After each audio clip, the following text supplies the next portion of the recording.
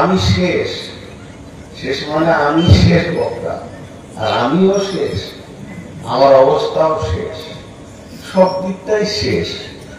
তো যাই হোক, দুটো কথা বলি। দেখেন আস্তে আস্তে স্টেজ খালি হচ্ছে, বহু জায়গায় আবার সভাপতিও পালিয়ে যায়, একাই থাকে, এটা নসিবে এনেছি। তো খুব অল্প সময় কিছু কথা বলবো। আমার প্রথম ভূমিকাটা একটু ধৈর্য ধরে নেবেন। একটা এহ জগৎ, একটা পরজগৎ, একটা ইহকাল, একটা পরকাল। ইহকালের তিনটে স্তর, তিনটে ধাপ, তিনটে সিঁড়ি। আলামে আওয়া, আলামে দুনিয়া, আলামে আসাম। আত্মা জগৎ, মায়ের পেট, দুনিয়া। পরকালেরও তিনটে ধাপ। প্রথম মঞ্জিলটা হচ্ছে আউয়াল মঞ্জিল, আলামে বারযাখ, কবর। দ্বিতীয় মঞ্জিল কিয়ামত, তৃতীয় মঞ্জিল জান্নাত বা জাহান্নাম। শেষ, শেষ, আর কিছু নাই। শুধু এই 6টা অবস্থানের কথা যদি বলতে বলতে দীর্ঘ সময় করে দিই, আসল বক্তব্যটা চলে যাবে। এর জন্য আর কিছু বললাম না। আমরা ইহ জগতে দুটো জগৎ অতিক্রম করে দিয়েছি, আমাদের মনে থাক চাই না থাক, এটা মহাসত্য। আত্মা জগৎ থেকে আমরা এসেছি, দেহ জগৎ পার করে মায়ের পেট অতিক্রম করে দুনিয়া জগতে আছি। আত্মা জগৎটা কোথায় আছে? এর অবস্থান হলো জান্নাতুল ফেরদাউসের একটা ময়দানের নামই হলো আলামে আরওয়াহ। গঙ্গা নদী আসছে কোথা থেকে? হিমালয় থেকে। হিমালয় থেকে এসে আপনার এলাকাকে ঘুরে রতোয়ার পাশ দিয়ে, ফারাক্কা ব্রিজ দিয়ে পার হয়ে বাংলাদেশ ঢুকে পদ্মা নাম নিয়ে সোজা চলে যাচ্ছে একদম কুষ্টিয়া, বগুড়া, কুষ্টিয়া, চিটাগাং হয়ে বঙ্গোপসাগরে পড়ে শেষ। এখন যদি কাউকে জিজ্ঞেস করা হয় গঙ্গা নদীর উৎস কোথায়, তো বলবে যে হিমালয়। তো ঠিক ওই রকম আমরা এতগুলি মানুষ বসে আছি এখানে, নারী, পুরুষ, শিশু, বৃদ্ধ। আমরা আসছি কিন্তু একটা জায়গা থেকে সবাই, কি মালদা, কি মুর্শিদাবাদ, কি বীরভূম, কি বর্ধমান, পুরুলিয়া, মেদিনীপুর, বাঁকুড়া, যা বলবেন, কি হিন্দু, কি মুসলিম, কি জৈন, কি খ্রিস্টান, বৌদ্ধ, যত মানুষ নামে প্রাণী আছে, মানুষ, এরা আসছে একটা জায়গা থেকে। এদের শুরু হয়েছে সফর জান্নাতুল ফেরদাউস থেকে। এই জন্য কোরআনে কিছু কথা প্রমাণ করে, সুম্মা ইলাইনা তুরজাউন। তুরজাউন মানে ফিরে যেতে হবে তোমাকে। ইন্না ইলাইনা ইয়াবাহুম সুম্মা ইন্না আলাইনা হিসাবাহুম। আল্লাহর কাছে তোমাকে যেতে হবে, হিসাব দিতে হবে। আমরা কিন্তু সফরে এসেছি, কেউ এখানকার বাসিন্দা বা স্থানীয় নয়। কবরও আমাদের স্থান জায়গা নয়। যেখান থেকে সফর শুরু করেছি ওটার নাম জান্নাত, ওইখানে ফিরে যাওয়ার নাম হলো আমি ফিরে এলাম। আমার গ্রামের নাম, আমার জেলার নাম আপনারা জানেন, বর্ধমান লেখা আছে, থানা হাউস গ্রাম, গ্রামের নাম পুবার। পুবারের একটা কোণে আমার বাসা, সেখান থেকে আমি সফর শুরু করেছি। আপনারা 4 রাকাত নামাজ পড়ছেন, আমি 2 রাকাত পড়ছি। এই পড়তে পড়তে আমি পুবারে পৌঁছাবো, সেদিন আমার সফর শেষ। যদি আমার দ্বারা কোনো অন্যায় হয়, আমার গাড়ি যদি কোনো অ্যাক্সিডেন্ট করে, তাহলে আর ওখানে পৌঁছাবো না, আমাকে জেলে যেতে হবে। হালাকে জাহান্নামটা জায়গা নয়, জাহান্নামটা জায়গা বানানো হবে দুষ্টুদের জন্য। পুরো সফর সেরে যখন আমি কিয়ামতের মাঠ অতিক্রম করবেন, তখন দেখবেন কেন্দ্রীয় সরকারের সেখানে সেনাবাহিনী দাঁড়িয়ে আছে, সেখানে সব প্রশাসন দাঁড়িয়ে, আপনার জিন্দেগির হিসাবটা নিবে, নামাজ রোজা সব যদি ঠিক থাকে আপনি নিজের ঘর জান্নাতে চলে যাবেন, ঠিক না থাকে তো ফেসে যাবেন। যাই হোক, অনেক কথা হয়ে গেল, আবার ফিরে আসি। ইন্না ইলাইনা ইয়াবাহুম সুম্মা ইন্না আলাইনা হিসাবাহুম। ফিরে দিয়ে হিসাব দিতেই হবে। আমি যে আয়াত পড়েছি আপনাদের সামনে বক্তব্য রাখার জন্য, এটা বলিষ্ঠ কথা। কথাটা যদি নরম করে বলা হয় তা মানাবে না, মানাবে না। কিছু জিনিস আছে আপনি যখন নাটক দেখবেন, আর এই নাটকে যদি একটা বলিষ্ঠ কথাকে কেউ নরমাল বলে দেয়, তা মনে হবে না যে আসল কথাটাই বললো, আর অত হয় না। আল্লাহ এখানে বলেছেন কি জানেন? বিসমিল্লাহির রহমানির রহিম। মিন আইয়ি শাইইন খালাকাহু মিন নুতফাতিন খালাকাহু ফাকাদ্দারা সুম্মা সাবিলা ইয়াসসারা সুম্মা আমাতাহু ফাআকবারা। বলেন, একবার বুঝাচ্ছি আপনাদেরকে, আমি চ্যালেঞ্জ দিচ্ছি আপনাদের, চ্যালেঞ্জ। তোকে রাগ করি না, খারাপ মনে করিয়ে না, এখন বলতে হচ্ছে। তোকে মারবো, কবরে ঢুকবো, তোকে মারবো, কবরে ভরবো, তোমার কিছুই করে দিতে পারবি না, তোমার কিছুই করে দিতে পারবি না। হাজি ভাই, খোপা কাটিতে একটা লোককে মেরে আমি কবরে ভরে দেবো, এলাকার লোক আমাকে ছেড়ে দেবে, চাটনি বানিয়ে দেবে, চাটনি বানিয়ে দেবে। ওই কবরে যাওয়ার আগে আমার কবরটা হয়ে যাবে, বেড়ে কেউ রাখবে না। কিন্তু একবার চিন্তা করেন, এক সেকেন্ডে যদি চিন্তা করেন, এই কথাটা যদি আল্লাহ বলে, এই কথাটা যদি আল্লাহ বলে, আমি কোন একটা ছেলেকে বলছি, আমার বয়সের ছোট, তোকে মারবো, মেরে কবরে ভরবো, তখন আরো 20টা ছেলে বলছে খালি গায়ে হাতে দেখ, তুই একবার গায়ে হাতে দেখ, ওকে একটা থাপড় মারতে মারতে তোকে লাশ বানাচ্ছি কিনা। কিন্তু এই কথাটা যদি আল্লাহ বলেন, তাহলে পাশের ছেলেরা বলবে। দেখ, একটা উদাহরণ দিচ্ছে বাংলাদেশের এক বক্তা, যে মানুষ মার্ডার হলে থানাতে কেস লেখে। পাশের বাড়ি একজন খালেক বলে মার্ডার হয়েছে, ওর বেটা দৌড়তে দৌড়তে মোটর বাইক নিয়ে যে হরিশ্চন্দ্র করে থানায় বলছে, স্যার কেস লিখতে হবে, লেখেন কেস লেখেন। আমার পাশের বাড়ি নাম হলো আব্দুল জব্বার, একটা জায়গা সংক্রান্ত ঝগড়া করে আমার বাপকে মার্ডার করেছে, কেস সঙ্গে সঙ্গে লিখে দিল, সঙ্গে সঙ্গে পুলিশ আনি কেস লিখে দিল।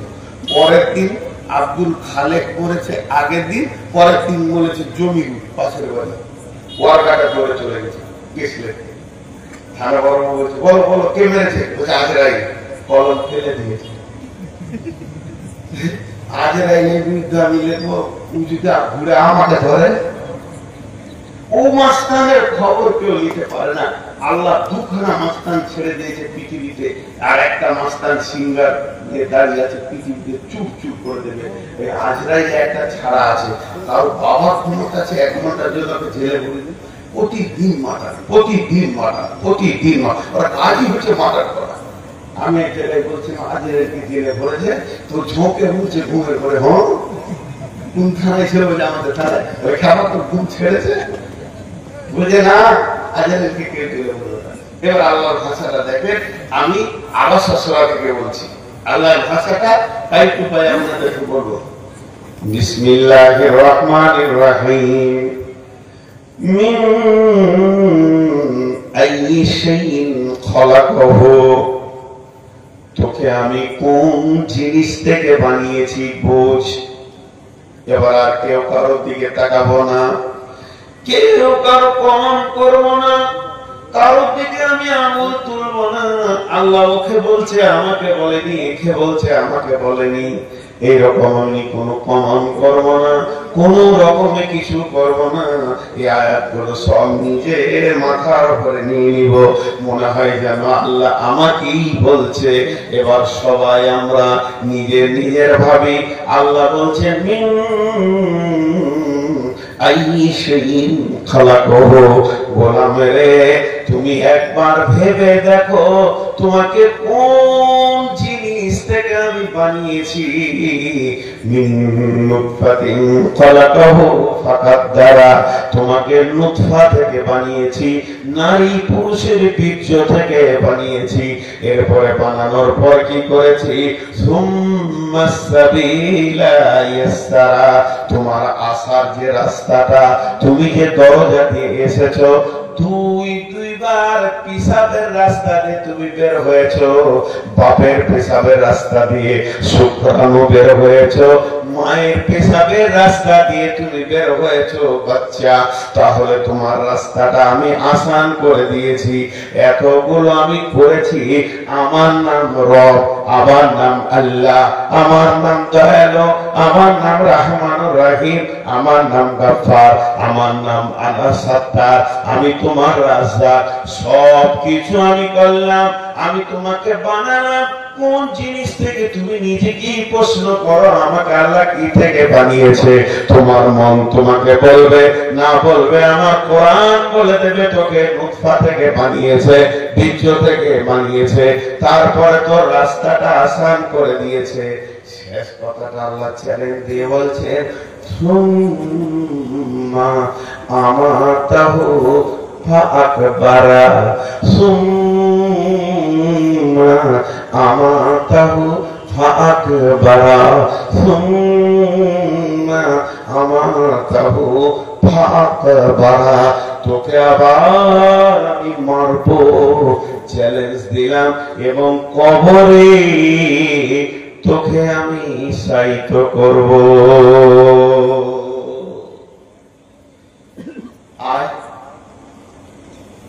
কোন মাস্তানা চিসায় রুখে দে? কত মাস্তান আমি দেখলাম, বয়স তো কম হলো না। এক যুগে ওর দাপটের সামনে দাঁড়ানো যেত না, গ্রামে ঘুরতাম আর মনে মনে করতাম এই লোকটা কত দামি রে, যাকে হুঙ্কার দিচ্ছে সে ভয় খেয়েছে। সে মাস্তানকে এখন দেখি মুহূর্তে বসবে তো দিয়া দেবে, মাস্তানি খতম হয়ে গেছে। কত দাপট লোক দেখেছি আমি, পার্টি বলে না, মাস্তান বলে না, টাকা বলে। এখন সে মুছবে তো দিয়াল ধরছে, একটু লেট হয়ে গেলে কাপড়ে হয়ে যাবে। আল্লাহ পারে, সবকে কাজ করতে পারে। কবরে সবাইকে ঢোকাবে। কিছু নসিব আছে, যদি কবর না হয় তবে আলামে বারযাখ মেরে দিয়েছে, গুম করে দিয়েছে, মাটি দেয়নি, জ্বলে গেল, পুড়ে গেল, বহু আছে মতের ভয়। তো ওগুলো আলাদা, কিন্তু মরার পরে জগৎটা হচ্ছে আলামে বারযাখ, হিসাবের দিন। এটা হবে। হিন্দুকে যখন চিতাতে শোয়ানো হবে তখন তার প্রশ্ন হবে, মান রব্বুকা মা দীনুকা মান নবিয়ুকা। ভাইরা আমার, চলেন একটু আগে যাই। তাহলে দুটি হলো জগৎ। যখন আপনি পরজগতে যাবেন, আল্লাহর নবী বলছেন, ইদা উদিয়াল মাইয়াতু ফিল কবরি আতাহু মালাকানে ফায়াকুলানে মান রব্বুকা মা দীনুকা ওয়া মান নবিয়ুকা। জি ভাই, আমি স্টেজে উঠে বললাম আসসালামু আলাইকুম, আপনারা উত্তর দিলেন ওয়ালাইকুম সালাম। পৃথিবীতে এমন দুটি জায়গা আছে যেখানে সালাম দাও কিন্তু উত্তরের অপেক্ষা করিও না। তুমি সালাম দিবার দিয়ে যাও, উত্তরের অপেক্ষা করিও না। একটা হলো মসজিদ, যখন আপনি ঢুকবেন, ওয়াসসালাতু ওয়াসসালামু আলাইকা ইয়া রাসূলুল্লাহ, আল্লাহুম্মা আফতাহ লি আবওয়াবা রাহমাতিকা, আসসালামু আলাইকুম মসজিদে যদি কেউ না থাকে তো আল্লাহর রহমতের ফেরেশতা না জানি কেউ কোন জিন কোন ফেরেশতা নামাজে রয়েছে, বসে রয়েছে, জিকির করছে। আল্লাহর ঘর খালি থাকে না। বিদায় তুমি যখন মসজিদে ঢুকবে তখন সালাম দাও। আর একটা নবীজি বলছেন, যেখানে গোরস্থান নীরব নগর, একবার তাকিয়ে দেখো সব নিঝুম নিরালায় শুয়ে আছে, কেউ কথা বলে না। লাখ লাখ কোটি কোটি লোক সাইত হয়ে গেছে, হইচই নাই। মার্কেটে হইচই আছে, বাজারে হইচই আছে, মেলাতে যাবেন হইচই আছে, হাটের মধ্যে ঢুকবেন কথার বার্তার আলোচনা আছে, কিন্তু গোরস্থানে কোনো শব্দ নাই। ওই গোরস্থানে যখন তুমি যাবে তখন বলবে আসসালামু আলাইকুম, আর তুমি অপেক্ষা করিও না ওয়ালাইকুম সালাম। এরপরে বলো ইয়া আহলাল কুবুরি ইয়াগফিরুল্লাহু লানা ওয়া লাকুম ওয়া আনতুম সালাফুনা ওয়া নাহনু বিল আসরি। কবরবাসীরে, তখন ওই সালামটা সালাম থাকে না, দুআতে পরিণত হয়ে যায়। আসসালামু আলাইকুম ইয়া আহলাল কুবুরি, কবরবাসী তোমাদের উপরে আল্লাহর শান্তি বর্ষিত হোক। হে কবরবাসী তোমাদের উপরে আল্লাহর শান্তি বর্ষিত হোক। আগফিরুল্লাহু লানা ওয়া লাকুম, আল্লাহ তোমাদেরকে মাফ করুন, আমাদেরকেও মাফ করে দেন। তোমরা তো মাফ চাইতে আর পারবে না, আমি তো অনেকবার মাফ চাইতে পারবো, তাই আল্লাহ তোমাদের মাফ করে দেন, আমাদেরকেও মাফ করে দেন। এই দোয়া তো শেষ হয়ে গেল, আর তো দোয়া নাই। এরপরে কবরে আসতে হবে, এই স্মরণের জন্য দুটি কথা বলো, ওয়ান্তুম সালাফুনা ওয়া নাহনু বিল আসরি, ওয়ান্তুম সালাফুনা ওয়া নাহনু বিল আসরি। তোমরা আগে এসেছো, তোমাদের ট্রেন আগে ছিল, তোমাদের গাড়ি আগে ছিল, তোমরা পৌঁছে গেছো। আমাদের এখন ট্রেনের সময় হয়নি, আমাদেরও রিজার্ভেশন রেডি হয়ে আছে, ব্যাগকে রেডি করে নিয়েছি, সমস্ত সামান বেঁধে নিয়েছি। তোমরা যেখানে এসেছো আমরাও সেইখানেই আসবো।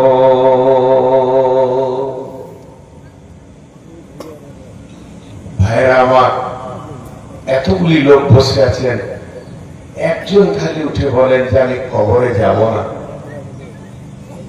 একজন, 10 জন বলতে হবে না, কারো ক্ষমতা নাই, আমারও ক্ষমতা নাই।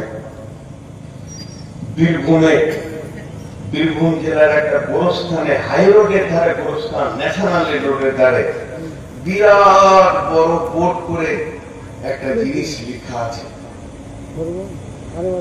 ওটা কোন ইমানদার মানুষ পড়লে ওর গা কেঁপে উঠবে।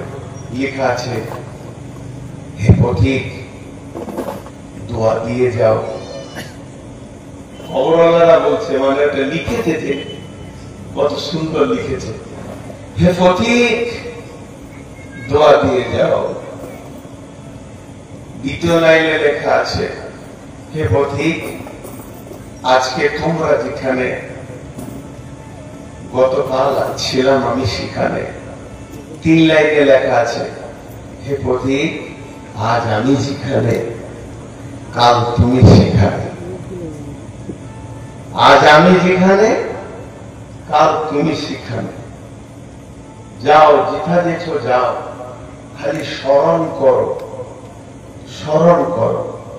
এই ধনমাল ছিল তোমারও বাবার, মরে গিয়ে আজ হয়েছে যে তোমারও দাদার, সে মরে গিয়ে হয়েছে বাবার। বাপের মানে তুমি ওয়ারিশ হইলে, কাল ছেলে ওয়ারিশ হবে, তুমি মরে গেলে। শেষ। আমরা যদি কোন জায়গা যাওয়া নিয়ত করি, মনে মনে নিয়ত করেছি চেন্নাই যাব, এখন 6 মাস আসবো না, 6 মাসের জন্য রেডি হচ্ছি। আজকে হলো আপনার কিনা 22 তারিখ, আজকে 23 তারিখ, আজ 25 তারিখ, 30 তারিখে আমার ট্রেন, আজকে 28 তারিখ, আর মাত্র 2 দিন। আজকে 29 তারিখ, কালকে সকালে আমাকে ট্রেনে উঠতে হবে, কাটিহার যেতে হবে। কাটিহারে গিয়ে আমাকে দক্ষিণ ভারতের কেরলে ট্রেনে উঠে যেতে হবে।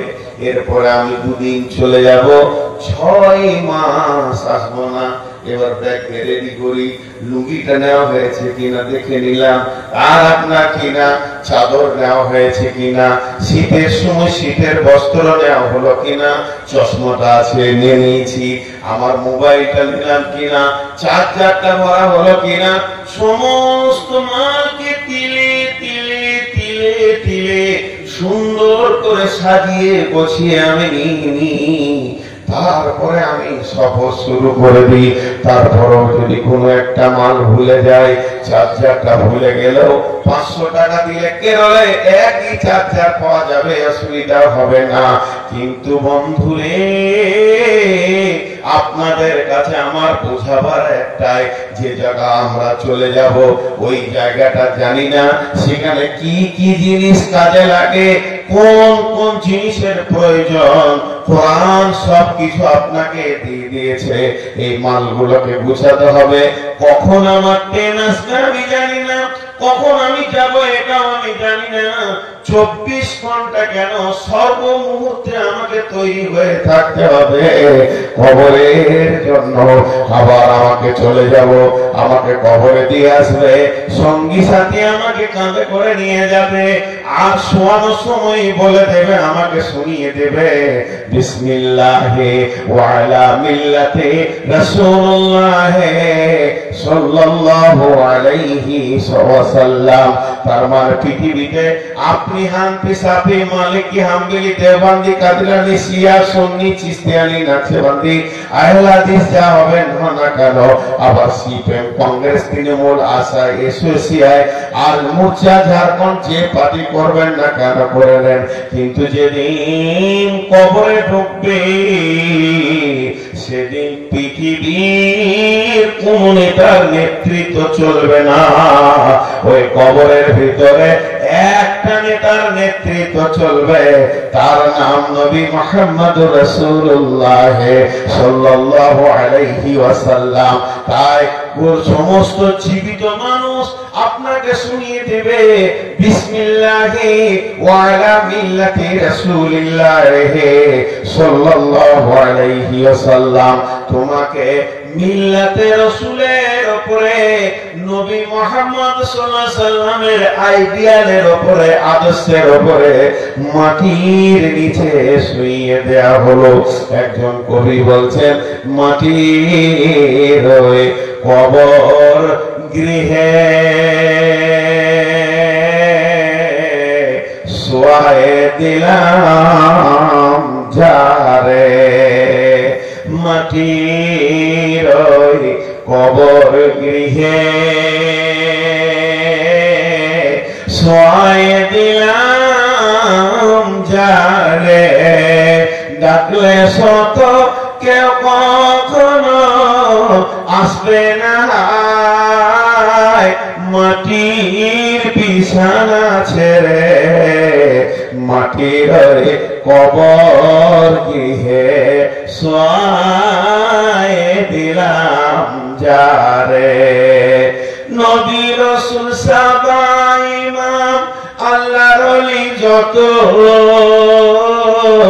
নবী রাসূল সাহাবা ইমাম আল্লাহর ওলি যত, আর মাটির গৃহে শুয়ে আছে লক্ষ কোটি শত, ডাকলে শত কেউ কখনো আসবে না হায় ফিরে,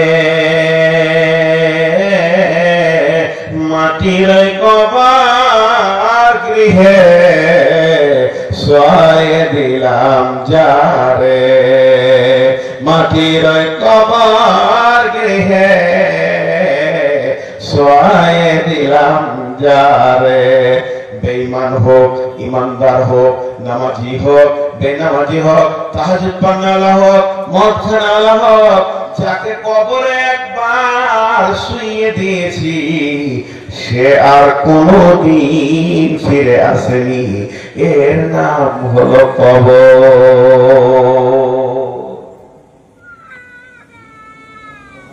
নাম কবর। কঠিন জায়গা ভাই। অতি কবর হলো একটা জান্নাতের টুকরো কিংবা জাহান্নামের গর্ত। বিশ্ব নবী দুটা কবরের পাশ দিয়ে পেরিয়ে যাচ্ছিলেন, সাহাবীদেরকে বলে একটু দাঁড়াও। খেজুরের ডালে তিনটে কবরে ছিঁড়ে দিয়ে দিলেন, বলে কবর দুটি আযাব হচ্ছে। রাসূলকে জানানো হলো, রাসূল জানলেন। একটা জীবতের দেওয়ালা জীবের গোনা করেছে, আর একটা পেচ্ছাপ করে পানি নিত না, নিত কিন্তু খুব খেয়াল রাখতো, ছিটা ফাটা লেগে যেত। আজকে বলেন তো কতজনের কবরের আযাব হয়? পেচ্ছাপ করে বেখিয়াল।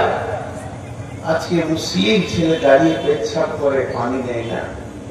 পায়জামা গুলো তো, প্যান্ট গুলো তো পেচ্ছাপে ভিজে শুকিয়ে এক অবস্থা হয়ে দাঁড়িয়ে আছে।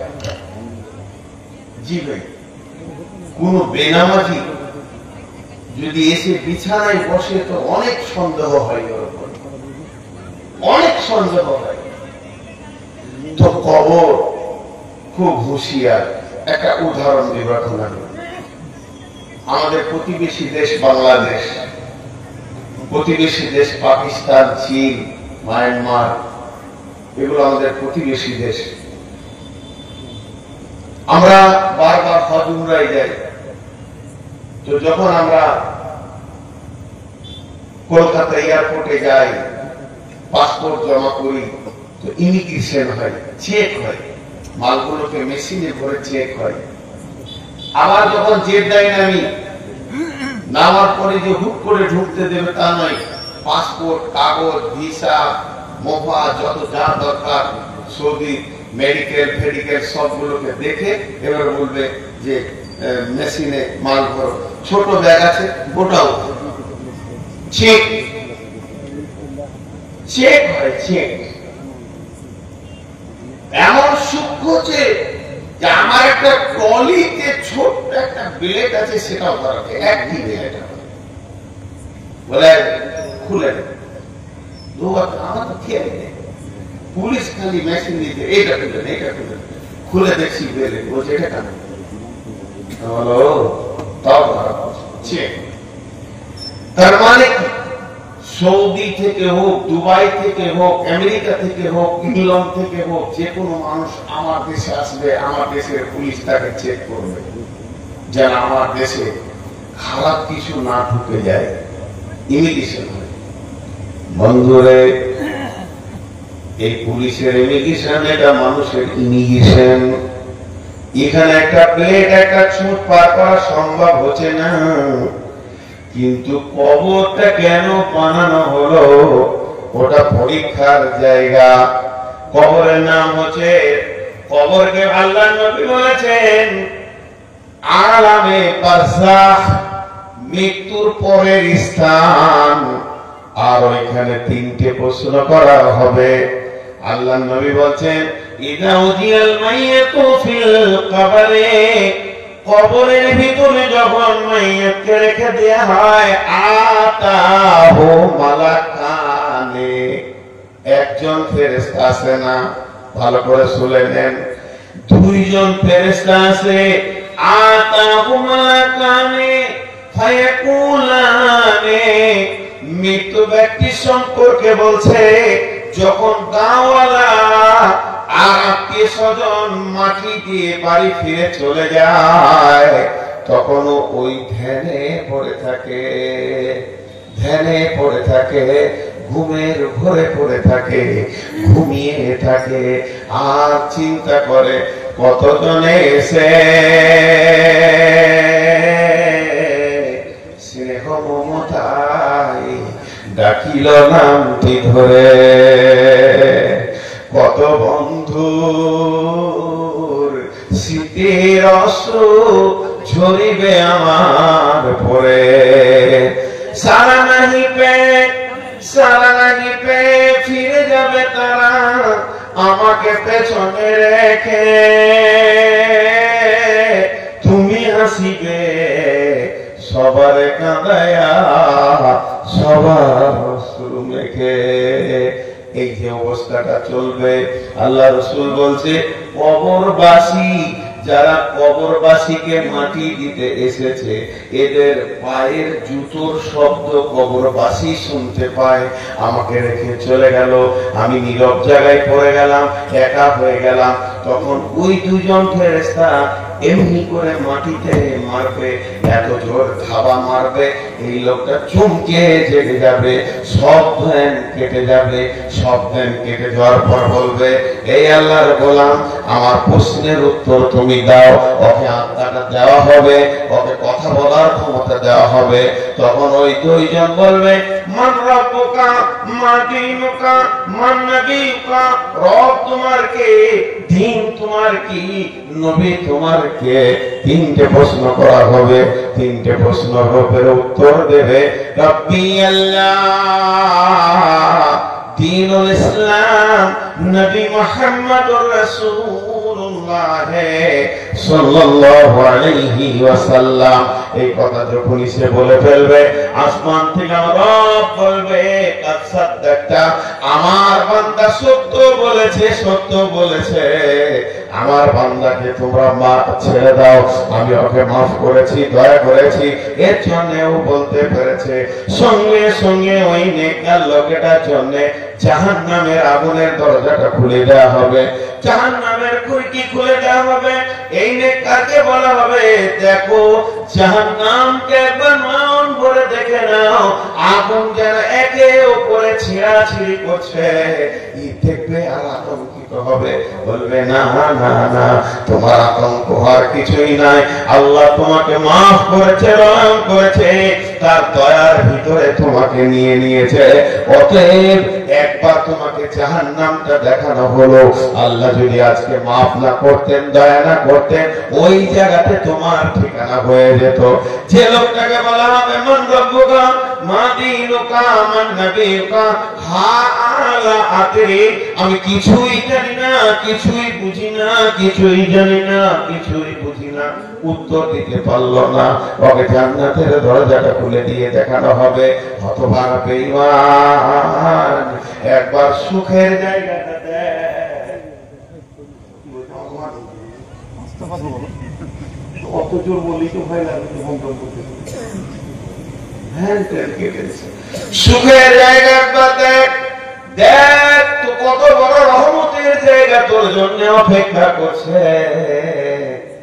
কিন্তু বদনসিব চিরদিনের জন্য জায়গা থেকে মাহরুম হয়ে গেলি। আম্মা জানাইসা, ও বোন আমার, বেটি আমার, এখন আমার যা বয়স আর বোন বলে যাবে না, সব বলি বেটি। আমার যা বয়স, যত মেয়ে আছে সবটি বেটি। বেটি রে, একবার ধ্যান দাও, একবার ধ্যান দাও, 30 সেকেন্ড ধ্যান দাও। বিশ্ব নবীর বিবি আম্মা জানাইসা বলেন, আমি ঘরে বসে আছি, একটা মহিলা এলো, ইহুদিদের মহিলাটা, ইহুদিদের এসে বলছে, ও আয়েশা, তোমার কাছে কিছু খাবারের ব্যবস্থা আছে কি? আমি আমার সন্তান খেতে পাইনি মা, তোমার কাছে এসেছি ভিক্ষা করার জন্য, যাচাঙ্গা করার জন্য, তোমার কাছে এসেছি কিছু সওয়াল করার জন্য। আম্মা জানাইসা বলছেন, আমার বাড়িতে কিছুই ছিল না, মাত্র 2টি খেজুর ছিল, খেজুর 2টি এনে ভিখিরিটার হাতে দিলাম, মহিলাটার হাতে দিলাম। মহিলাটা যখন খেজুরটা পেয়ে গেল, সঙ্গে সঙ্গে বলছেন, আল্লাহ আপনাকে কবরের আযাব থেকে মুক্তি দান করে। বন্ধুরা, এই কথা বলা আম্মা জানাইসা অবাক হয়ে গেলেন। ভিখিরি মেয়েটা চলে গেলেন। কিছুক্ষণ পর নবী বাসায় ফিরছেন। নবী যখন বাসায় ফিরলেন, আম্মা জানাইসা বললেন, ইয়া রাসূলুল্লাহ, দয়ার নবী গো, আজকে একটা নতুন কথা শুনলাম ইহুদির মেয়ের মুখে। আমি ওকে 2টা খেজুর দিলাম, পাল্টা আমাকে দোয়া দিল, আল্লাহ যেন তোমাকে কবরের আযাব থেকে মুক্তি দান করে। ও দয়ার নবী, আয় এটা কি সত্য কবরে আযাব হবে নাকি?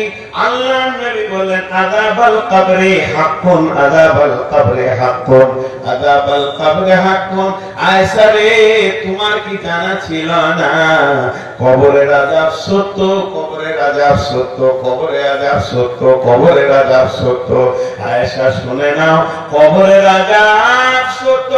আম্মা আয়েশা বলছেন তারপর থেকে আমি ধ্যানে জ্ঞানে মনে অনেক কষ্ট করে রাসূলের নামাজ পড়া দেখেছি। বাড়িতে যত নামাজ পড়েছেন এমন একটা নামাজ নাই যে সালাম ফিরে কবরের আযাব থেকে নিজেকে মুক্তি চাননি, এমন একটা নামাজ নাই।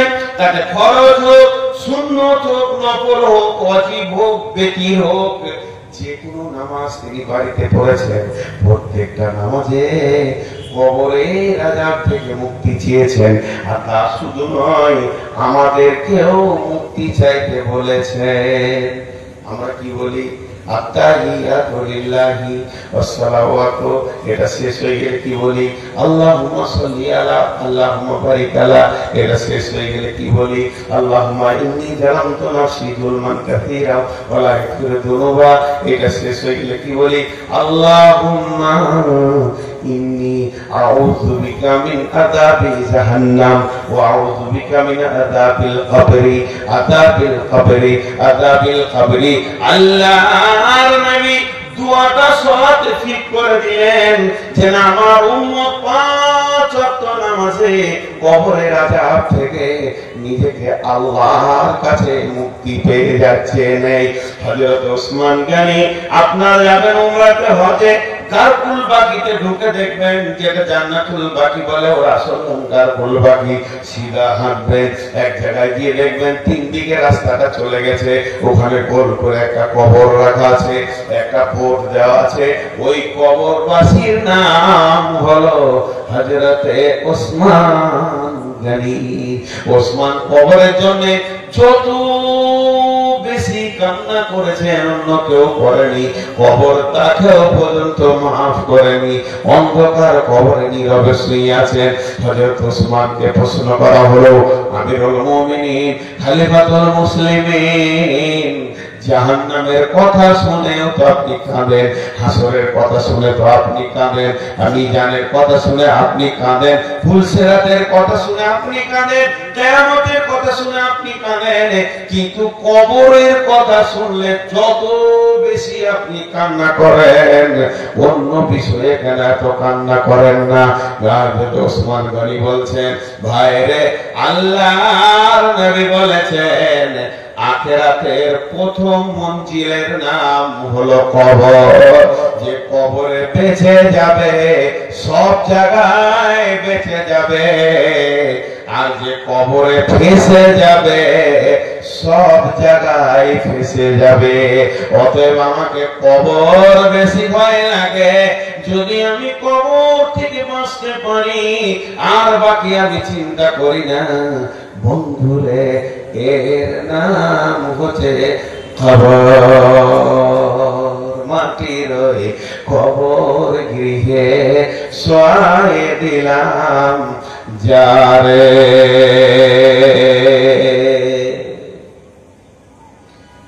আল্লাহ রাস্তা দিয়েছি আপনাদেরকে, উঠবেন না কেউ। আর মাত্র কটা কথা আছে বলে শেষ করে দেবো ইনশাআল্লাহ।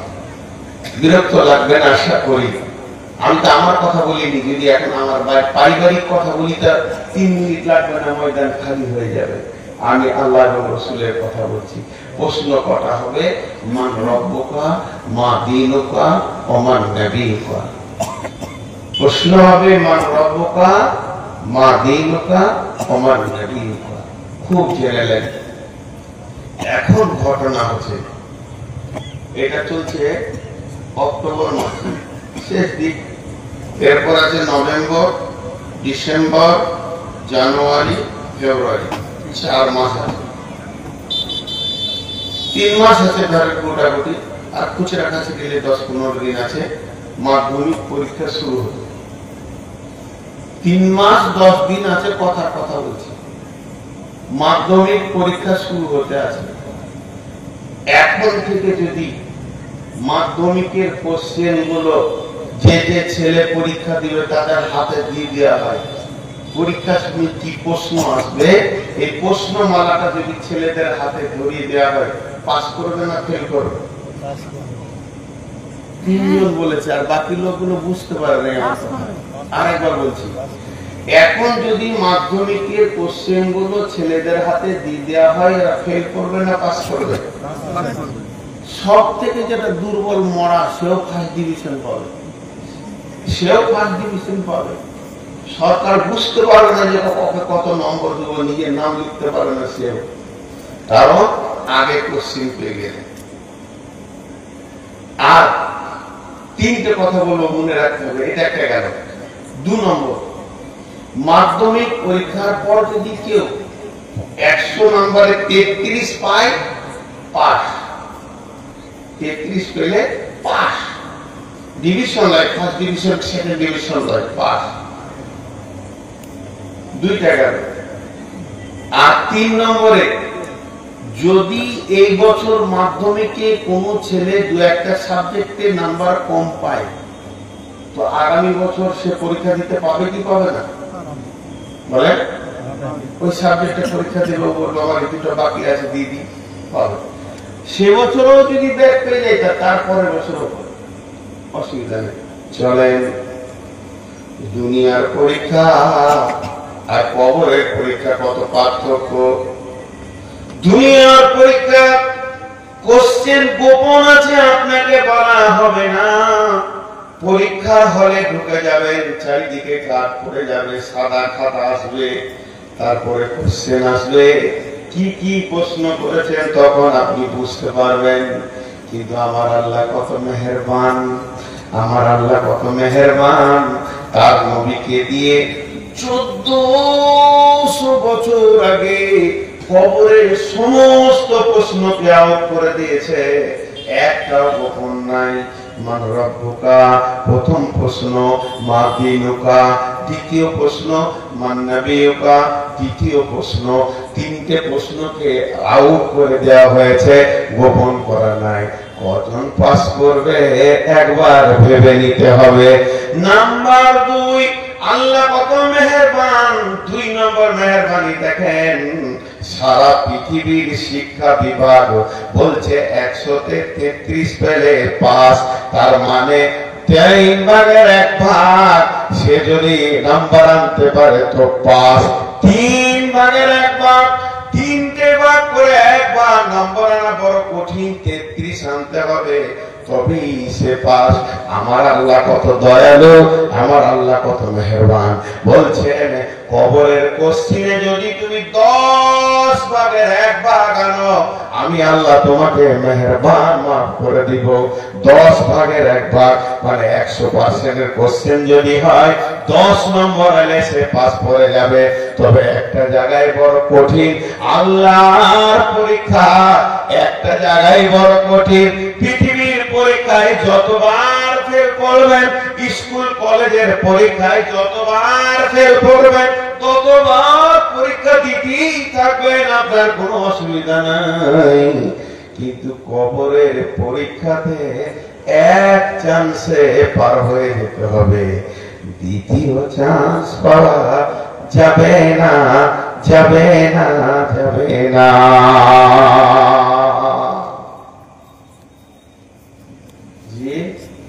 মাধ্যমিক পরীক্ষায় যেন আমার ভাই, আমার ভাতিজা, আমার বেটি, আমার ভাতিজি, আমার ভাগ্নি, আমার বোন, আমার ছোট ভাই যেন ভালো করে পাস করে, তার জন্য আলাদা রুম পড়াশোনা করছে 9 থেকে। ওই রুমে কেউ যাবি না, কেউ মোবাইল দেখবি না, কেউ ওকে ডিস্টার্ব করবি না। মাধ্যমিক পরীক্ষা আছে, কত চিন্তা। একটা মুসলমান এখানে উঠে দাঁড়িয়ে বলে যে আমার ছেলে কবরে পাস করে যাক, এর জন্য 3টে টিউশনি দিয়েছি, 3টে টিউশনি দিয়েছি। বলো, একজন বলো, কেউ বলতে পারো। কবরটাকে এত সহজ মনে করে নিয়েছি, কবরটাকে এত সহজ মনে করে নিয়েছি। ভাই উঠছে কেনে রে ভাই, আমি কথা বুঝতে পারছি না। ও এখনো তো 3 মিনিট আছে হিসাবে, তারিখ হিসাবে এখনো 3 মিনিট আছে, ওঠার কথা তো নয় ভাই। একটু বসে, আমি একটা বিষয়ের উপরে কথা বলছি। তাহলে কবরের প্রশ্ন মুখস্থতে যদি পাস করা যেত তাহলে একটা মৌলবিও জাহান্নাম যেত না। কবরের প্রশ্ন মুখস্থ থাকলেই যদি মানুষ পাস করে যেত একটা মৌলবিও জাহান্নাম যেত না। আল্লাহ তাবারক ওয়া তাআলা বলছেন, চলেন আল্লাহ বলছেন আফালা ইয়ালামু ইযা বু'সিরা মা ফিল কুবুর ওয়া হুসিলা মা ফিস সুদুর ইন্না রাব্বাহুম বিহিম ইয়াওমা ইদিন লাখাবীর। কবরে কি লুকানো আছে, কবর থেকে কি উঠবে সেটা আল্লাহ জানেন।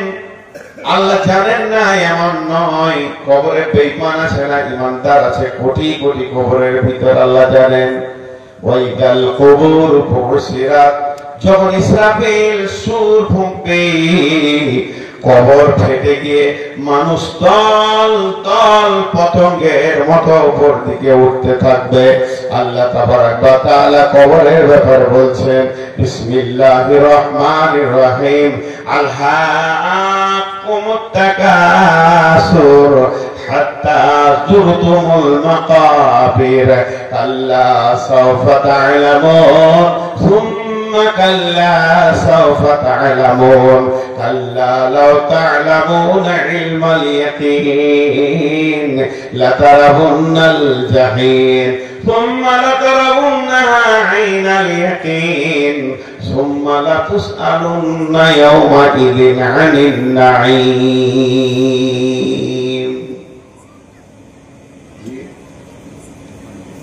এই একটা সূরা, একটা উদাহরণে গোটা সূরাটা ঢুকে যাবে। মানুষ এক দুই করে উঠছে, এখন মানুষ 12টার পর লাইন শুনছে না, অবশ্যই এটাই ঠিক। এখন বক্তা লেন দুটা, যারা জালসা করছে ওনাদেরকে আমি আমার ছোট মাথার পরামর্শ দিচ্ছি, নিতেও পারেন নাও নিতে পারেন। এখন বক্তা লেন দুটা, এশার নামাজ করে শুরু করেন, 11টায় শেষ করেন, হয়ে গেল। আর বাংলাদেশ ওই জন্য কাজ করে মজা লাগে, 10টা সাড়ে 10টা শেষ, 10টা সাড়ে 10টা শেষ। সাড়ে 10টা খুব বেশি, ওদের সাড়ে 10টা, তার মানে আমাদের 10টা। যাক, সময়কে ফালতু না করে একটা উদাহরণ দিই। ধরেন আপনারা কুপাকাটির মানুষ, এখান থেকে এই চাঁদপুর চণ্ডীপুর পার হয়ে গিয়ে কোন একটা ছেলে সরকারি প্রাইমারি স্কুলে কাজ করে, ওর বাড়ি কুপাকাটি। কিন্তু চাঁদপুর চণ্ডীপুর ওখানে আপনাদের যে নদীর বাঁধটা আছে কেটে দিয়েছে সরকার, পুরা 30 ফুট 40 ফুট কেটেছে দুই ধারে, একবারে ফাঁকা করে দিয়েছে।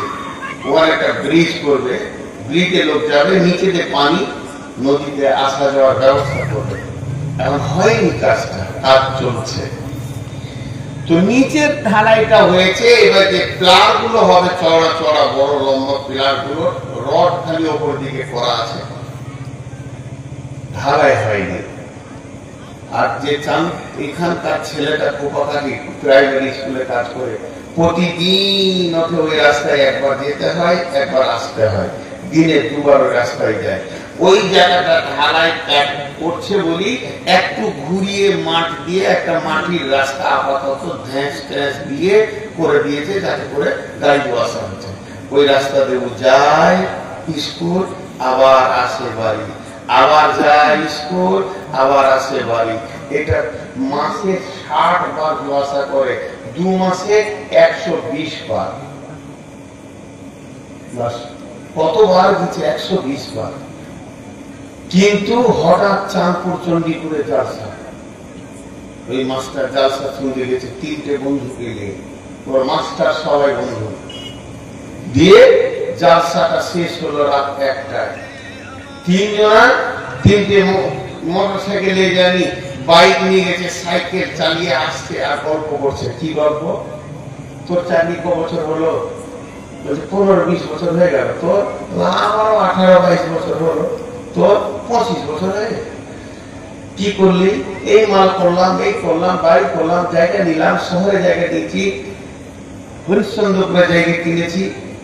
দুনিয়ার কথা বলতে বলতে বলতে বলতে বলতে এত গভীরে ডুবে গেছে। শ্বশুর ঘরে কি গেলি, কি কি মাল পেয়েছিস, তোর কত টাকা জমা আছে ব্যাংকে, তুই কি করবি, আগামীতে কি করবি, বেটা বেটি কি করছে, এই গল্প করছে। গল্প করতে করতে খালটা ভুলে গেছে। যে নেমে যেতে হবে, দিয়ে 3 জনে সাইকেল দিয়ে পড়েছে, 3 জনে একসাথে পড়েছে। আর যখন একটা বাইকে চেপে আসছে আর একসাথে 3 জনা পড়েছে, একজনের রড এদিকে ঢুকে এদিকে বের হয়েছে, একজনের রড, 3 জনই রাত 1:30টায় ওখানে ঝুলে গেছে আর রক্তপাত হয়ে একজন করে মরছে। কিন্তু কেউ কারো সাহায্য করতে পারছে না, ওদের কোনো লাভও হচ্ছে না, আর কেউ কোনো খবর জানে না। সকালে লোক লাশ করবে। আল্লাহ তাবারক ওয়া তাআলা বলছেন, ওই 3 জনকে বলছে, দুনিয়ার মাল, দুনিয়ার টাকা, দুনিয়ার ব্যাংক ব্যালেন্স, দুনিয়ার চাকরি, দুনিয়ার ঐশ্বর্য তোদেরকে গ্রাস করে নিয়েছে, তোদের ব্রেনটাকে ছেয়ে নিয়েছে। এত দূর তোরা গভীরে ডুবে গেছিস, খালটাকে তুই ভুলে গেছিস। তোকে খাল ভুলিয়ে দেওয়া হয়েছে, গর্তকে তোকে ভুলিয়ে দেওয়া হয়েছে। আল্লাহ বলছে, আল্লাহু মুত্তাকাসুর হাত্তা যুরতুমুল মাকাবির। দুনিয়ার মালের প্রাচুর্য, দুনিয়ার মালের ঐশ্বর্য, দুনিয়ার মালের সম্মান, দুনিয়ার মালের টাকা তোকে কবরের মতো খালকে ভুলিয়ে দিয়েছে। কবরটাকে তুই একবার দেখেছিস না, কবরকে তুই বার দেখেছিস। একবার আব্বাকে নামাতে গিয়ে দেখেছিস, একবার দাদাকে রাখতে গিয়ে দেখেছিস। এই মরাতে কোদাল ধরিয়া কঠিন মাটির তলে গাড়িয়া দিয়াছি, কত সোনা মুখ নয় চোখের জলে। এই মোর হাতে কোদাল ধরিয়া কঠিন মাটির তলে গাড়িয়া দিয়েছি, কত সোনা মুখ নয় চোখের জলে। বিশ্বনবী বলতেন, আমি দোয়া করতাম, হে আল্লাহ, কবরের আযাবটাকে মানুষকে জানিয়ে দাও, কবরে কি আযাব হয়ে যাবে। কিন্তু আমি দোয়া করিনি, দোয়া করলে কবুল হয়ে যেত। কবরে আযাব যদি মানুষ বুঝতে পারত, আল্লাহ তাদাফানো, তাহলে মানুষ আর দাফন করতে যেত না, কবরে রাখতে যেত না, কবরে ছাড়তে যেত না। নিজের মা জননী, যার পেটে জন্ম নিয়েছে, যার স্তন চুষে মানুষ হয়েছে, সেই মাকে কবরে রাখতে পারত না, আব্বাকে কবরে রাখতে পারত না, পারত না নিজের সঙ্গিনী স্ত্রীকে, স্বামীকে। মানুষ যেন পাগল হয়ে যেত, কবরের আগে গিয়ে তার হুঁশ থাকতো না। কবর এমন একটা জায়গা যেখানে মানুষ মানুষকে রেখে চলে আসে। কতজনে এসে একটি সকাল একটি বিকাল কাটেনি যাদের ছাড়া, একটি সকাল একটি বিকাল কাটেনি যাদের ছাড়া। ভাবিতে পারিনি কেমন এতে হয়, পর হয়ে যাবে আজ তারা। যেমনি একা একি আসিনু হিতায়, একা একি যাব বিদায় কালে। পথের সাথী কোথায় পাবো, গুনিতে গুনিতে ভুল করে গুনি, সারাদিন রাত জাগি। কবি জসীমউদ্দীন বলছে, এই মোর হাতে কোদাল ধরিয়া কঠিন মাটির তলে গাড়িয়া দিয়েছি, কত সোনা মুখ নয় চোখের জলে। মাটিরে আমি বড় ভালোবাসি, মাটিতে মিশাবো। আয় আয় দাদা, গলা গলি ধরে কেঁদে যদি হয় সুখ, সকাল সন্ধ্যা খালি গুনছি, চাচাকে নামালাম, মামাকে নামালাম, হাজি সাহেবকে নামালাম, মা চলে গেল, বিটি চলে গেল, পেটে ছোট বেটাটা চলে গেল, বয়স হলো না, কবরের সাপ পেয়ে গেল, এইভাবে গেল, প্রতিবেশী গেল, ইমাম গেল, মসজিদ গেল, গুনতে গুনতে গুনতে গুনতে গোনা হচ্ছে না কতবার কবরকে দেখেছি। আল্লাহ বলছে তোকে এতবার কবরে আনা হলো, তোকে এতবার কবরকে দেখানো হলো, কৌশল করে তোর গর্দন ধরে ধরে কবরকে দেখানো হলো, এখন কি নিজের জন্য কবরটা তুই মনে করিস না? বন্ধুরে আমার একটা জিনিস দেখলেন, মাঝে একটা কথা বলছি, আল্লাহ নবী বলছেন টন্টিপুরে একজন মারা গেছে, তুমি যদি জানা যায় না কি হয়, এক উহুদ পাহাড় নাকি পাবে, আর যদি দাফন কাফন কমপ্লিট করে আসো 2 উহুদ পাহাড় নাকি পাবে। তাহলে মুর্দা ব্যক্তির লাভ কি হবে? যে লোকটা মুর্দা শুয়ে আছে, এখানে একটা লাশ আছে, ইমাম দাঁড়িয়ে আছে, 1000 লোক হাজির হয়ে গেছে জানাজা পড়ার জন্য, এই 1000 লোক 1 উহুদ পাহাড় নাকি পাবে, দাফন কাফন ক্লিয়ার করে গেলে 2 উহুদ পাহাড় নাকি পেয়ে যাবে। এতগুলো লোক এতগুলো নাকি পেয়ে যাবে। তাহলে কবরবাসী যে যাবে কবরে, নতুন যাত্রী যাকে শোয়ানো আছে খাটে, সে কি পাবে? আল্লাহ নবী তো বলে নাই যতগুলো লোক জমা হবে প্রত্যেকই তরফ থেকে ও 1 পাহাড় করে নাকি পাবে, তা বলেনি। এই লোকটা দেওয়া হলো কেন? ছোট ছেলেতে বাচ্চাতে আমরা যখন স্কুলে পড়তাম রুটি দেওয়া হতো, কেক দেওয়া হতো, নবী স্কুল যেতাম, লোকটা দেওয়া হচ্ছিল কেন? যাতে করে দেশের নাগরিক শিক্ষিত হয়ে যায়। আর আল্লাহ নবী এত নেকি দিলেন কেন? যে ব্যক্তিরা জানাজা পড়তে আসবে তাকে, তার মানে হচ্ছে কৌশল করে তাকে একবার কবরকে দেখানো হোক, কোন কৌশল করে, কোন রকম ভাবে, কোন ভাবে তাকে যেন একবার কবরটা দেখানো হয়, যাতে জ্ঞান ফিরবে, যাতে জ্ঞান ফিরবে। একজন দার্শনিক একটা কথা বলেছে, আপনারা শুনেলেন, কথাটা বলি। কোন একটা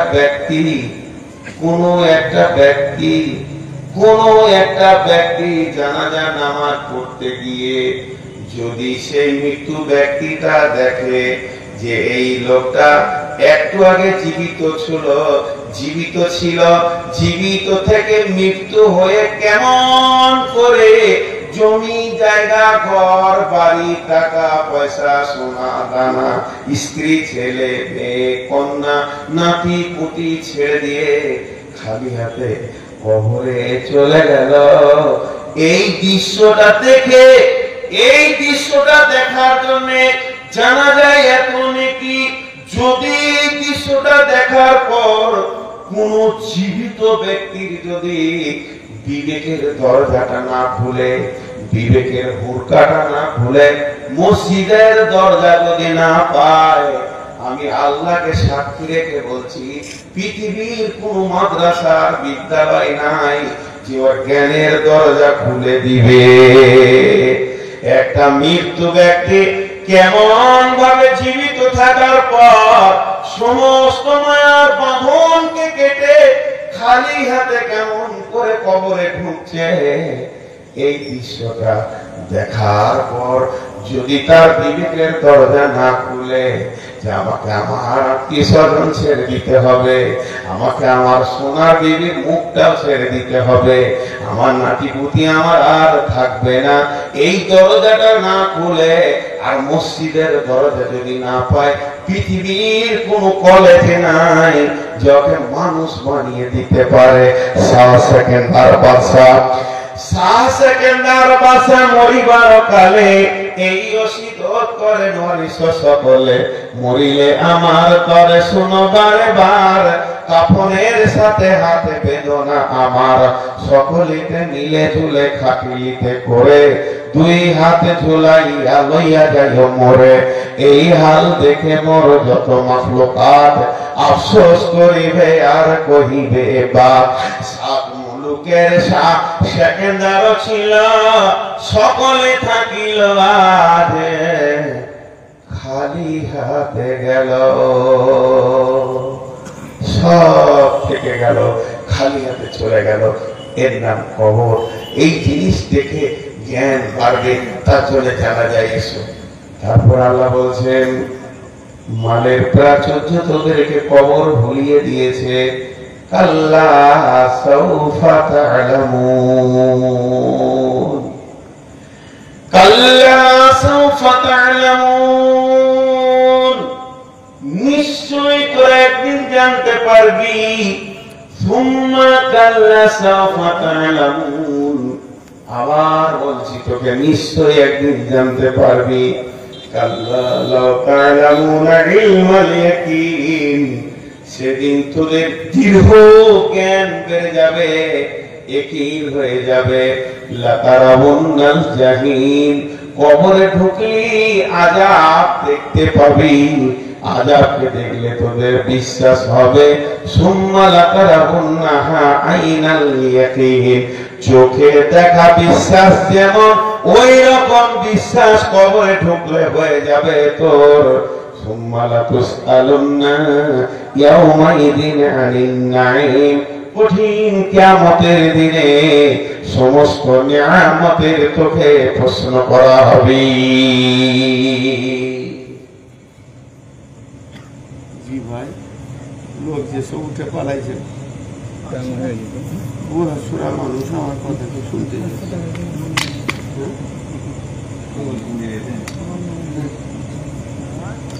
এতগুলো মানুষ আপনার অপেক্ষায় জি উঠে না ভাই, একজন দুজন উঠছে দেখছি, বয়স্ক মানুষ। আর বয়স্ক মানুষদের নানার অসুখ, আমি তো গুলিয়ে গেছি। একজনের একটা কথা বলতো না, মাঝে কোনো ধরনের কথা বলবো না, আর বলতে বললে একবারে ঝেড়ে নিয়ে সব গুটিয়ে ফেটে উঠে জি আপনাদের সামনে কবর কথাটা বলছি। কবরের একটা কবিতা আছে অনেক বড়, আর সাহস হয় না, ছেলে মানুষ অবস্থায় বলেছি, খুব বলেছি, এখন আমার ভুলে গেছি, এটা জানে কবর কিভাবে ওই পোকার মতো মানুষ সমাজকে টানছে, কিন্তু মানুষ বুঝতে পারছে না। একটা কাঠ দাঁড়িয়েছে, ভিতরে ওই পোকা লেগেছে, সব ভ্যানিশ করছে। এই যে মানুষ নামে সমাজটা পৃথিবীতে রয়েছে, একজনই টানছে কবর। একটা দুটা পাঁচটা দশটা, একটা দুটা 500 700 কোটি দিন টানছে কবর। তারপরেও কবর সম্পর্কে কোনো খেয়ালই নেই। আর এটা করা যাচ্ছে তোকে জানা যায় বেশি নেকির লোক দিয়ে দেখিয়ে দিলাম যে দেখা কি করে মানুষ ঘর বাড়ি ছেড়ে চলে যেতে, এটা দেখো তোর জ্ঞান হচ্ছে না। মাল তোকে ঘিরে ধরে নিয়েছে, আর হাত মোত্তাকাত। জি ভাই, আল্লাহ তাবারক ওয়া তাআলা কত সুন্দর কথা বলছেন, কিন্তু আমাদের জানা নাই, আমরা এগুলো বুঝি না, এগুলো মাথায় নিই না। কি সব ভেজালের কথা মাথায় করবো, এখন চুটিয়ে দুনিয়া করবো, রক্ত গরম। কিন্তু ভাই একটা জিনিস জেনেলেন, পৃথিবীতে আসার সিরিয়াল আছে, যাওয়ার সিরিয়াল নাই। বাপের যদি 5টা বেটা হয়, বড় প্রথমে আসবে, 2 নম্বর দ্বিতীয়তে আসবে, 3 নম্বর তৃতীয়তে আসবে, 4 নম্বর চতুর্থে আসবে, 5 নম্বর শেষে আসবে। কিন্তু যাওয়ার সিরিয়ালটা নেই, কে কখন যাবে। আমি নিজের চোখে দেখেছি 5 ভাই বীরভূমে, 5 ভাই জানা যায় আমি ছিলাম। ছোট ভাইয়ের লাশকে কাঁধে করে 4 ভাই নিয়েছে, সামনে বড় আছে, 2 নম্বর আছে, পেছনে 3 নম্বর আর 4 নম্বর ধরেছে। আর যে শুয়ে বিদায় নিচ্ছে সেই আবার সবারই ছোট। এখানে কোনো সিরিয়াল নাই, আসার সিরিয়াল আছে, যাওয়ার সিরিয়াল নাই। তুমি তোমার মাল তলবি তলপর উঠিয়ে এলাম। তাহলে কবরে প্রশ্ন হবে কয়টা বললাম? 3টে। কবরে প্রশ্ন কয়টা? 3টে। এই 3টে প্রশ্ন মুখস্থ করে নেন। জি মুখস্থ করলেই তো বেঁচে যাব? জি না, বাঁচা যাবে না। 3টে প্রশ্ন।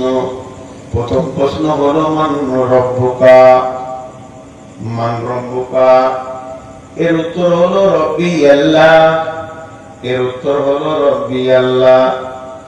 আল্লাহ আমার রব, আল্লাহ আমার রব, এই রবি আমার সব। জি আল্লাহ আমার রব, আল্লাহ আমার রব, আল্লাহ আমার রব, এ রবি আমার সব। যা দরকার লাগে আমার রব আমার সব। এবার রবের প্রশ্ন কেন এলো? বিসমিল্লাহির রহমানির রহিম, আলাস্তু বিরব্বিকুম ক্বালু বালা। আল্লাহর একটাই নাম। আল্লাহ কয়টা নাম? একটা নাম আল্লাহ। আল্লাহর একটা নাম আল্লাহ, বাকিগুলো আল্লাহর গুণ। আমার একটা নাম নূর মোহাম্মদ, আমি গাড়ি চালাইলে ড্রাইভার, বক্তব্য রাখছি বক্তা। আমি যদি আবার প্লেন চালাই তো পাইলট, আমি নৌকা চালাইলে মাঝি, তাহলে কাজের কারণে নামটা চেঞ্জ হয়ে যায়। আল্লাহর একটাই নাম আল্লাহ। এবার আল্লাহ খেতে দেন এই জন্য রাজ্জাক, আল্লাহ আমাদের মেহেরবান এই জন্য রহমানুর রহিম, আল্লাহ গাফফার মাফ করনে ওয়ালা। আল্লাহর যতগুলো গুণ আছে 99টা, এই গুণের ভিতরে একটা গুণ হচ্ছে রব। রব মানে হলো পালনেওয়ালা, রব মানে পারওয়ারদিগার। রবের আবিধানিক অর্থ আজ পর্যন্ত কেউ করতে পারেনি, কিয়ামত পর্যন্ত পারবে না। এগুলো সামান্য বোঝানো যায়, পরিপূর্ণ একবারে অ্যাপ্রোপ্রিয়েট আবিধানিক অর্থ করতে পারবে না। একজন দার্শনিক বলেছেন, অনস্তিত্ব থেকে অস্তিত্ব দিয়ে আনুপাতিক হারে যিনি চাহিদা মেটান তিনি আমাদের রব। অনস্তিত্ব থেকে অস্তিত্ব দিয়ে আনুপাতিক হারে যিনি চাহিদা মেটান তিনি আমার রব। এই রবটা পেলাম কোথায়? রব শব্দটা পেলাম কোথায়? তখন কোরআন নাযিল হয়নি, নবী আসেনি, কেউ নাই। যখন আমরা আত্মা জগতে ছিলাম, আদমকে আল্লাহ বানিয়ে আদমের পিঠে হাত রাখলেন, ঝুরঝুর করে বালুর মতো আত্মাগুলো সব পড়ে গেল। সমস্ত আত্মার সামনে আল্লাহ এসে বলেন, আলাস্তু বিরব্বিকুম, আমি কি তোমাদের রব নই? আমরা সকলেই বলেছিলাম ক্বালু বালা। রব পেয়ে গেলাম আলমের রবে, ক্বালু বালা। এরপর আল্লাহ আমাদেরকে পৃথিবীতে পাঠালেন, ওই কথাটা মনে থাকবে কিনা তার জন্য আল্লাহ কালাম পাক দিলেন, পেছনে পেছনে নবী দিলেন, যা ওদেরকে রবের কথা মনে দে, পড়িয়ে দে। তার মানে হচ্ছে আমার খাওয়া থেকে রব, আমাকে পড়ান কে রব, আমার অসুস্থ দেন কে রব, সুস্থ করেন কে রব, আমাকে পারাচ্ছেন কে রব, আমাকে কে শান্তি দেন রব। আমার যা কিছু পৃথিবীর বুকে ক্ষুদ্র থেকে বৃহৎ পর্যন্ত যা প্রয়োজন আছে যিনি মিটান তিনি আমাদের রব। রব মানে কেয়ারটেকার, রব মানে পালনেওয়ালা। আর একবার বলে দিচ্ছি, আনুপাতিক হারে যিনি চাহিদা মিটিয়ে দেন তিনি আমাদের রব। আল্লাহ আমাদের রব, এই রবই আমাদের সব। সেই রবের নাম কি? রবের নাম হলো আল্লাহ। পালনেওয়ালার নাম কি? রব মানে পালনেওয়ালা। এই পালনেওয়ালার নাম কি? তিনি হলেন আল্লাহ। এবার কবরে প্রথম প্রশ্ন হবে, মান রব্বুকা। তাহলে দুনিয়াতে সারা জীবন যতদিন শ্বাস থাকবে এই কথাগুলো বিশ্বাস রাখতে হবে। আমাকে যিনি খাইয়েছেন আমার রব আল্লাহ, আমাকে পড়ানোয়ালা আল্লাহ, আমার শান্তিতে আল্লাহ, অশান্তিতে আল্লাহ, দুঃখে সুখে যিনি আমার সঙ্গে থেকেছেন তিনি আমার আল্লাহ। ওই লোকটাকে যখন কবরে প্রশ্ন করা হবে, মান রব্বুকা, তোমার রব কে, তোমাকে পালনেওয়ালা কে, তখন অটোমেটিক ও বলবে রব্বি আল্লাহ। এক কথায় বুঝিয়ে দিই, জন্ম থেকে মত পর্যন্ত, মৃত্যু পর্যন্ত, জন্ম থেকে মৃত্যু পর্যন্ত একজনের উপরে ভরসা রাখতে হবে, সে আল্লাহ। বাস, দুঃখে সুখে বিপদ আপদ লেনদেন চলাফেরা যা কিছু আছে যিনি আমার সবকিছুর মালিক তিনি হলেন আল্লাহ। এই রব আমার আল্লাহ। যে লোক এই ভরসা করে কবরে যাবে ওকে বলতে হবে না, ওর মুখ দিয়ে বের হয়ে যায় আমার রব আল্লাহ। আপনারা বসেন, 5 মিনিট বসেন, 5 থেকে 7 মিনিটে ছেড়ে দেবো, উত্তর বলে দিয়ে দেবো, তারপর ছেড়ে দেবো ইনশাআল্লাহ। একদিন পুরো উঠলে বক্তার মন ভাগে। মা দিনুকা, তোমার দিন কি? দিন কি? দিনের এবার মানে করেন এটা হলো রাত সূর্য উঠলে দিন। দিন মানে হচ্ছে আলো। তুমি কোন আলোতে চলেছো?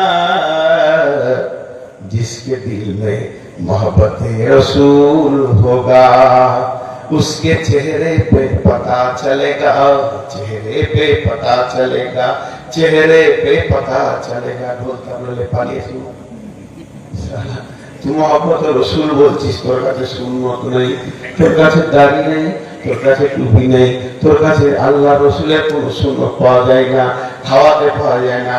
বাম হাতে গ্লাস ধরে করে দিলি, তিন শ্বাসের কোনো ব্যাপার নাই, বিসমিল্লাহ নাই, আলহামদুলিল্লাহ নাই।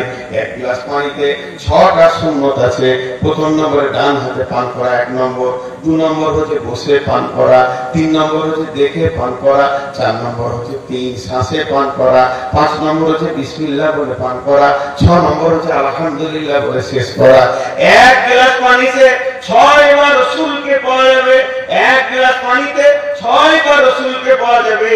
তুমি যদি রসুলের উম্মত হয়ে থাকো, তোমার ভাতে শোয়াতে উঠাতে বসাতে পেশাব পায়খানা গোসলে পান করাতে, চা পান করো, দুধ পান করো, যা করবে তুমি রসুলকে পেয়ে যাবে। তাহলে তুমি আর চিন্তা নাই।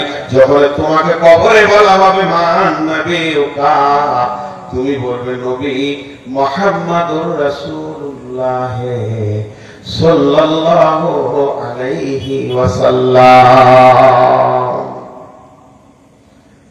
ভাই, যতটি লোক বসে আছেন, দুটি কথা বলছি। শুরু করেছি কবর, শেষ করছি কবর।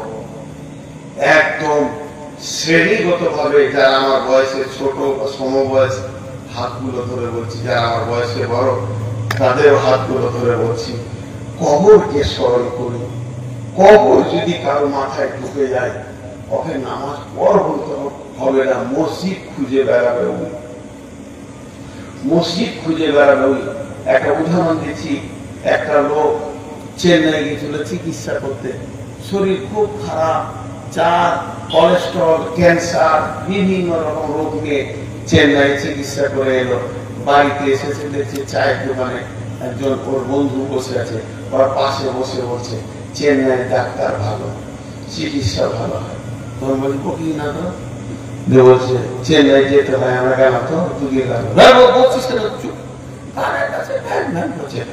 শুনতে ভালো লাগছে, চেন্নাই শুনবে কেন? ও যে সুস্থ, সুস্থ লোককে চেন্নাই শুনবে। অথবা বলছে চা খাবি, খাবে না, মুখে খাবে, ফালতু বলছে। যদি ওর কানে একবার বলে দেওয়া হয় তোর ক্যান্সার হয়েছে, তখন ঘুরে বের করে দেবে চেন্নাই কোন দিকে যেতে হয়। জানে যে মুখে ক্যান্সার হয়েছিল, সুস্থ হয়েছে। রোগী মনে করলে ওষুধ খুঁজবে। কবর যখন মানুষের দিলে ঢুকে যাবে যে আমাকে ঢুকতেই হবে, আমার প্রেমিকা স্ত্রী যার বিছানায় একসঙ্গে মুখে বুকে বুক লাগিয়ে শুয়ে থাকছি, আমি মরে গেলে নাকে হাত দিয়ে বলবে লাশটা আগে বের করো। ছেলের আব্বা বলে এত ডাকছে, তারাই কানে করে পৌঁছিয়ে দেবে। যেদিন ওর ভিতরে ঢুকবে, ওই কবর নামে গর্তটা আমাকে পার হতেই হবে, সেই দিন মসজিদ খুঁজে বের করবে। ইমাম সাহেব ওখানে বলে লাভ নাই, ইমামকে উঠিয়ে বলবে আমাকে নামাজটা শিখিয়ে দেন। এর জন্য আল্লাহর কাছে দোয়া করব, আল্লাহ যেন আমাদেরকে কবর বুঝার তৌফিক দান করুন। আমি আমাদের